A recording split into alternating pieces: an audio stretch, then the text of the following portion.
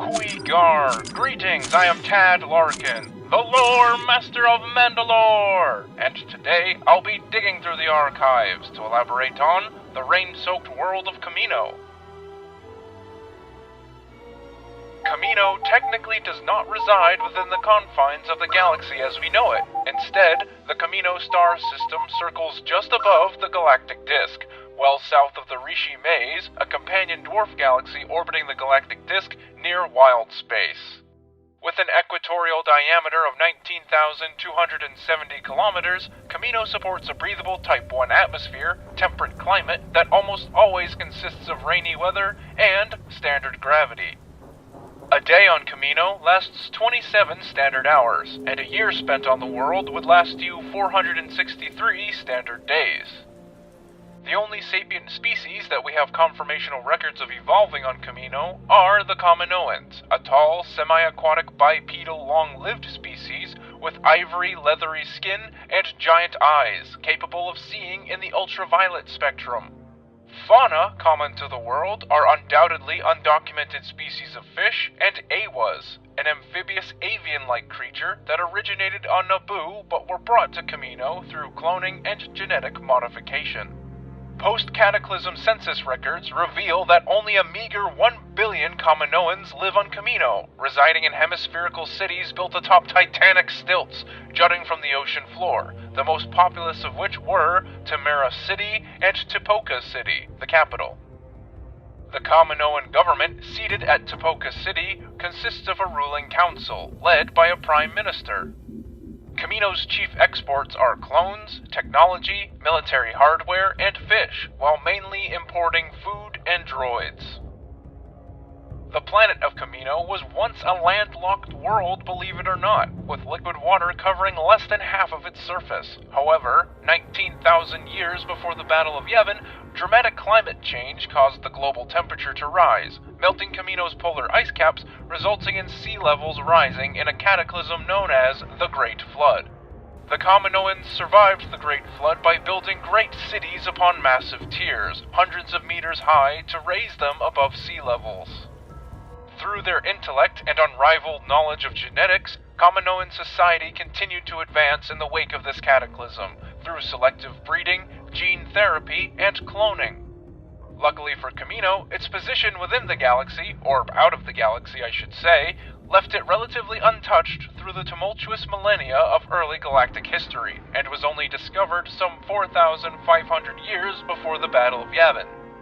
In 3996 BBY, at the end of the Great Sith War, the Jedi Library world of Ossus was threatened by a massive supernova caused by the Sith Lord Exar Kun, and Jedi scholars scrambled to get priceless artifacts safely off the world. One of those Jedi was Master Quisleek the Bull, who took some of those artifacts to Kamino, where he hid them deep under the surface in the ruins of the submerged city of Derem. Eventually, some Kaminoan technology leaked into the wider galaxy, as Kyber darts, a predecessor to the Kamino saber dart, found use during the Dark Wars, circa 3955 BBY. At this point, the Kaminoans began to see the lucrative side of capitalizing on their extensive cloning knowledge that had sustained their own society for millennia, and started opening themselves to cloning contracts.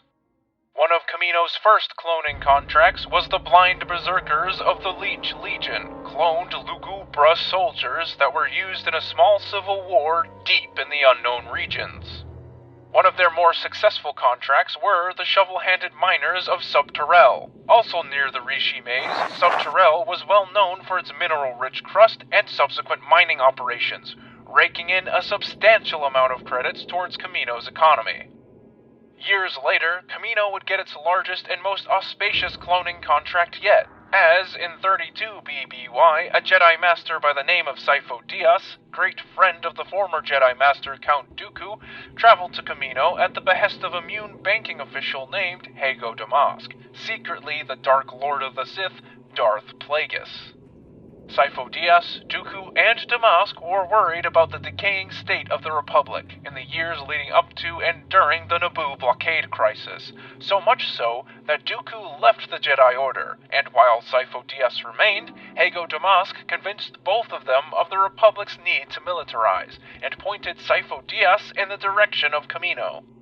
The Jedi Master soon made a large military order in the name of the Republic. Meanwhile, Dooku, now beginning his apprenticeship under the Sith Lord Darth Sidious, told his new master about Sifo-Dyas' intentions, and how they could use this clone army to their own advantage, and Sidious then ordered Sifo-Dyas' death.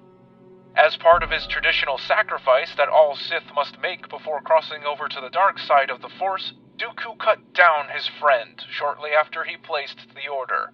Dooku would now take the reins of the secret clone army project, and to cover his tracks, removed all references to Kamino from the Jedi archives. Dooku then took on the task of finding a prime genetic template for the clone army, issuing a contest for 5 million credits to the most dangerous bounty hunters in the galaxy, to capture his former Padawan, Komari Vosa, now a deranged dark Jedi heading a death stick dealing operation known as the Bando Gora. Among the contestants were 2 Mandalorians, Jango Fett and Montross, both of whom were veterans of the Mandalorian Civil War, and after besting Montross and tracking Vosa to one of the moons of Bogdan, Jango Fett managed to get the upper hand on Vosa.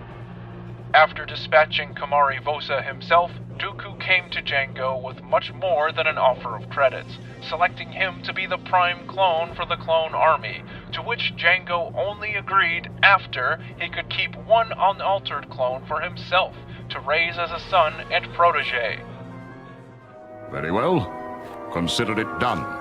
We have a deal then, Jango Fett. Deal. Submitting to gene sampling on Kamino, Jango soon selected 100 individuals, 75 of which were Mandalorian, to serve as instructors to oversee the training of what would become the Grand Army of the Republic. These instructors became known as Koi Valdar, Mandoa for those who no longer exist, because part of their contract stated that they could not return to their families after the completion of the project to ensure its secrecy, and these individuals would call Kamino home for the next 10 years.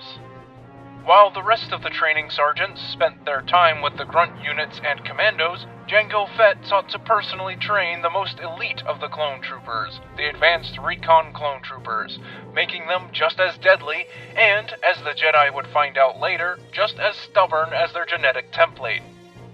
10 years later, in 22 BBY, Jedi Master Obi-Wan Kenobi tracked Jango Fett to Kamino after a failed assassination attempt on Naboo Senator Padme Amidala, and once there, he discovered the existence of the clone army, being told it was for the Republic. Tensions between the Galactic Republic and the Confederacy of Independent Systems, which formed under Dooku 2 years earlier, finally boiled over at Geonosis, where the Republic had no choice but to accept the clone army made for them by the Kaminoans. Now a major Republic asset, seeing to Kamino's defense was vital, and throughout the Clone Wars, Kamino would be invaded twice, first by an all-out CIS attack about 4 months into the war, and then by a group of Mandalorians, allying themselves with the Separatists much later in the conflict. After the Clone Wars and the establishment of the Galactic Empire in 19 BBY, Kamino was fortified by Imperial forces, and was given no choice but to continue their military contract with the Empire, providing the Stormtrooper Corps with new clones from the Fett genome.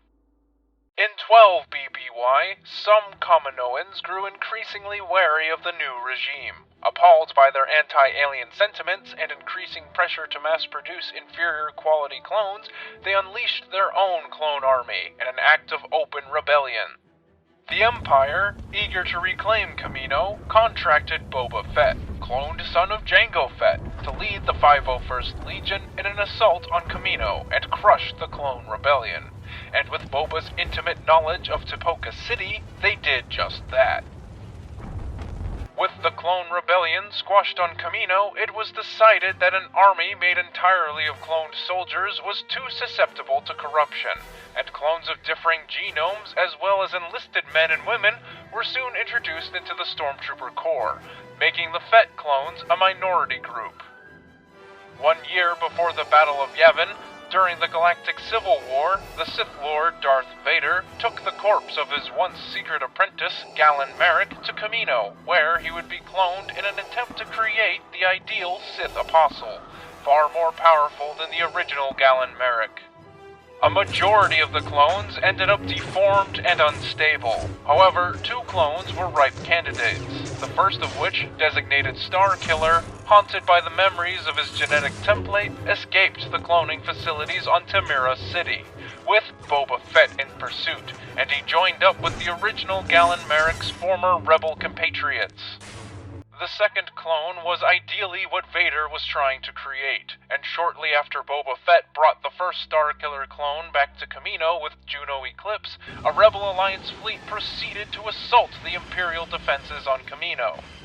Surprisingly, the rebels managed to overrun Tamira City, and even captured Darth Vader. However, they lacked the manpower and resources to actually hold the planet, and retreated to a rebel base on Dantooine with Vader in binders. 4 years after the Battle of Yavin, the Rebel Alliance 5th Fleet destroyed the second Death Star along with Emperor Palpatine and Darth Vader at the Battle of Endor, sending the Empire into complete and utter disarray, which meant an uncertain future for Kamino. With the collapse of the Empire and it being divided amongst squabbling warlords, Kamino's economy began to tank as well, and the Kaminoans survived on smaller cloning contracts with lesser warlords and criminals. Circa 40 ABY, Boba Fett revisited Kamino for the last time to consult his personal physician, who told the aging bounty hunter that his body was degrading at an accelerated rate, and Fett, unable to be helped by the current Kaminoan scientists, disembarked from Kamino to track down an aging Taun We in an effort to find a solution. All records available to me on Kamino end here, and I think it's safe to say that with Kamino now a shadow of its former self, its legacy as the homeworld of the Clone Masters faded into the annals of history. This transmission was suggested by Commander Cody /PML Star Wars and more. If you have any suggestions for future transmissions, don't be afraid to drop a comment. In the meantime, keep your comm channels open for future transmissions, and don't forget to subscribe. Tad Larkin, out.